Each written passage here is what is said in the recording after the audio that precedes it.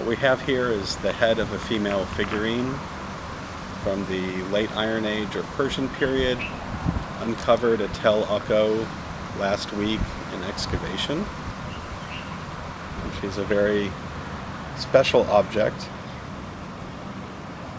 In archaeology, we deal with fragmentary artifacts very often, and you can see she's only preserved from the neck up. She would have had a body down here, we know from comparisons, probably representing a pregnant woman. She would have been clothed and had her hands on her belly.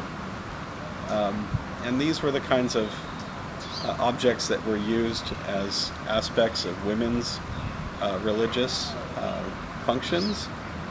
And they were used to help in private settings, typically in households, and would help women with various needs, in this particular case related to pregnancies and its possible complications.